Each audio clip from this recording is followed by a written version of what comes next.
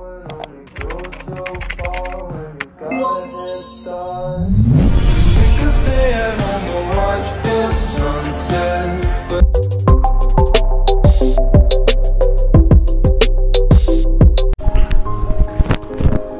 salam sejahtera buat kita semua. Perkenalkan, kami adalah peserta Latsar CPNS golongan 2 tahun 2021 dengan angkatan 13 kelompok 1 dan sub kelompok 2 dengan beranggotakan Titian Francisca Purba AMD Farmasi, Toberia Nainggolan AMK, Trinike Amelia Boru Bangun AMD Farmasi, Trinova Sujadi Siboro AMD KL, dan Ulfa Yuli Widayona AMD KES. Di sini kami akan menganalisis isu kontemporer dengan judul peningkatan kasus infeksi COVID-19 di Indonesia dengan pengampu materi Bapak Dr. Hieronymus Godang SPD MSI.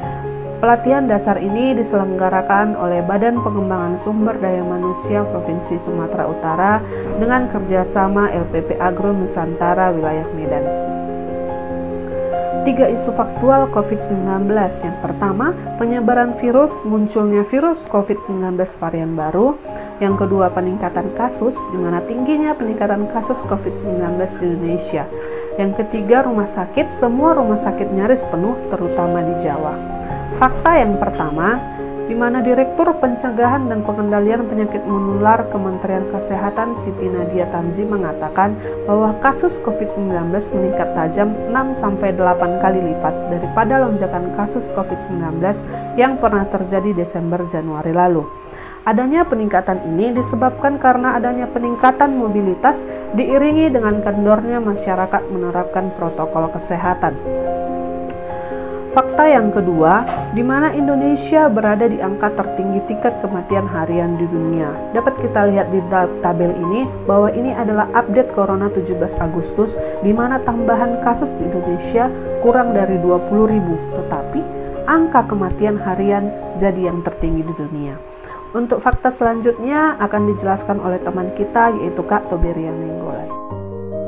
Kasus terkonfirmasi bertambah 3.145 hingga total terkonfirmasi saat ini sebanyak 4.181.309. Sedangkan kasus aktifnya berkurang sebanyak 11.725 hingga kasus aktifnya pada saat ini berjumlah 73.238. Yang sembuh bertambah sebanyak 14.633 hingga total yang sembuh saat ini sebanyak 3.968.152. Kasus meninggal bertambah 237 hingga total kasus meninggal pada saat ini sebanyak 139.919. Spesimen yang diperiksa baik itu PCR atau TCM bertambah 82.824 hingga total spesimen diperiksa saat ini sebanyak 35.536.402. Total orang yang diperiksa bertambah 38.798 hingga totalnya saat ini sebanyak 23.593.249. Yang melakukan vaksinasi pertama bertambah sebanyak 1.012.763 hingga total yang melakukan vaksin pertama pada saat ini sebanyak 76.153.487. Vaksinasi kedua bertambah sebanyak 522.331 hingga total yang melakukan vaksinasi kedua pada saat ini sebanyak 43.484.971. Identifikasi isu dengan menggunakan metode analisis APKL dengan kriteria aktual, problematik, kelayakan, dan kelayakan.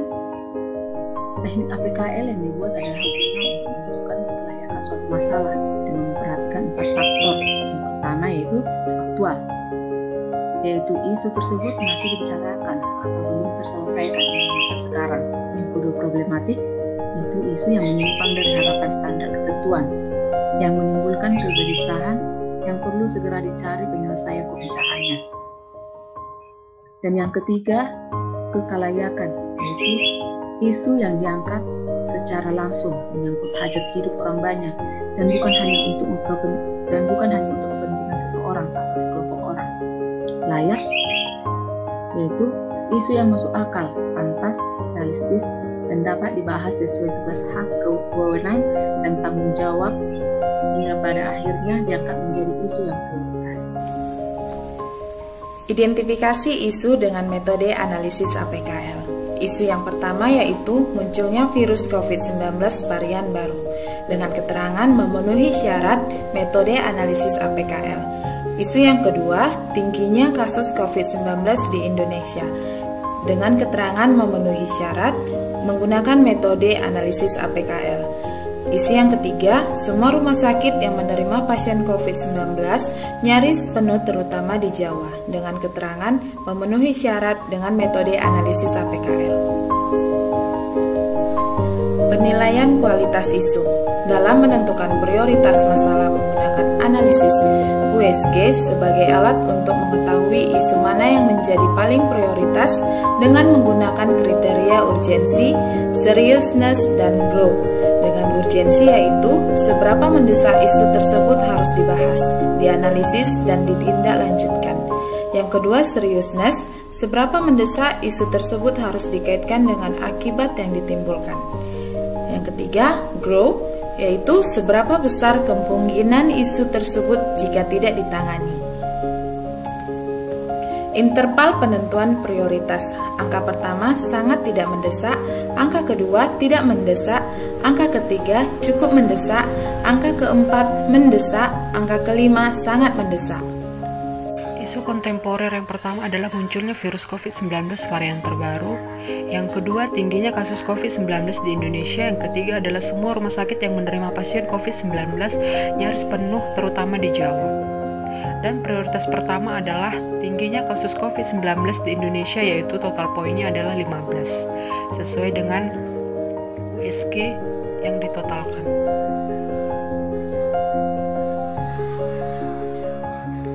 Kesimpulannya ialah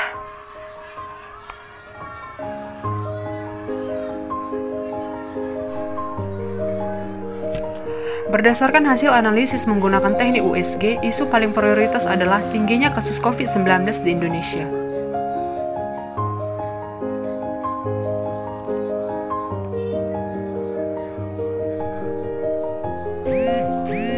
Teknik analisis Fishbone. Teknik analisis Fishbone atau sering disebut cause-effect diagram merupakan sebuah metode yang digunakan untuk membantu memecahkan masalah yang ada dengan melakukan analisis sebab akibat dari suatu keadaan dalam sebuah diagram yang terlihat seperti. Dari core isu yang kami angkat yaitu tingginya kasus COVID-19 di Indonesia terdapat banyak penyebab. Di antaranya yang pertama yaitu dari faktor internal. Dari faktor internal ini yang pertama itu tradisi masyarakat Indonesia yang suka ngumpul atau nongkrong. Yang kedua, kurangnya kesadaran masyarakat untuk melakukan 3M. Yang kedua, dari faktor eksternal. Yang pertama yaitu tingginya stigma pada pasien COVID-19. Dan yang kedua, tingginya mobilitas masif masyarakat. Yang ketiga yaitu dari faktor sosial, di mana masyarakat harus bekerja untuk memenuhi kebutuhan dan masyarakat mulai jenuh dengan proses saat melakukan aktivitas. Dan faktor yang keempat yaitu dari segi sarana dan prasarana, di mana rumah sakit penerima pasien COVID-19 nyaris penuh dan lemahnya 3T atau testing, tracking, dan treatment.